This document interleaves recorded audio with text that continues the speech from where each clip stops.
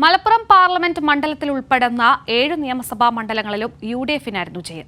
മുസ്ലിം ലീഗിന് സ്വാധീനമുള്ള മണ്ഡലത്തിൽ പുതിയ രാഷ്ട്രീയ സാഹചര്യങ്ങൾ അനുകൂലമാവുമെന്ന കണക്കുകൂട്ടലിലാണ് ഇടതുപക്ഷം.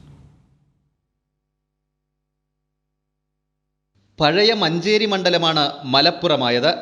2004-ൽ ഇടതു സ്ഥാനാർത്ഥി TK ഹംസ വിജയിച്ച മണ്ഡലം. എന്നാൽ മണ്ഡല പുനർനിർണയത്തോടെ മുസ്ലിം ലീഗിന് കരുത്തുള്ള മണ്ഡലമായി മലപ്പുറം മാറി.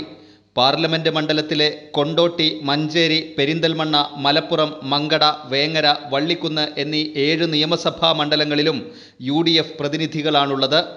ബി പോക്കർ സാഹിബും കായിദെ മില്ലത്തും അഹമ്മദും PK കുഞ്ഞാലിക്കുട്ടിയുമെല്ലാം മലപ്പുറത്ത് നിന്ന് പാർലമെന്റിലെത്തിയിട്ടുണ്ട്. നിലവിൽ അബ്ദുസ്സമദ് സമദാനിയാണ് പ്രതിനിധി. ഭൂരിപക്ഷം 1,14,692 വോട്ടുകൾ. PK കുഞ്ഞാലിക്കുട്ടിയുടെ അധികാര താൽപ്പര്യങ്ങൾക്കായി നടന്ന ഉപതെരഞ്ഞെടുപ്പുകളും നിർണായക സമയങ്ങളിലെ പാർലമെന്റിലെ പ്രതിനിധിയുടെ അഭാവവും മുസ്ലിം ലീഗിന്റെ ജനപ്രീതിയിൽ ഇടിവുണ്ടാക്കി. മാറിയ രാഷ്ട്രീയ സാഹചര്യത്തിൽ ഇടതുപക്ഷം മലപ്പുറത്ത് പ്രതീക്ഷ വയ്ക്കുന്നു. മുസ്ലിം ലീഗിൻ്റെ അന്നത്തെ ഏറ്റവും ശക്തനായ സ്ഥാനാർത്ഥി കുഞ്ഞാലിക്കുട്ടിയാണ് 2019 സ്ഥാനാർത്ഥി. അതിലെൻ്റെ സ്ട്രീറ്റിലാണ് ലീഗിൻ്റെ സംഘടന.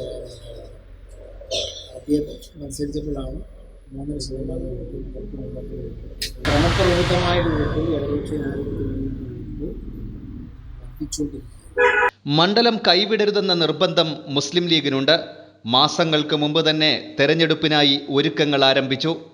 തൃത്താല മാത്രമാണ് ജില്ലക്ക് പുറത്തുള്ളൊരു പാർലമെൻ്റ് ഉണ്ടാവും. കഴിഞ്ഞ പാർലമെൻറ്റ് ഇലക്ഷന് ഏകദേശം 1,93,000 വോട്ട്.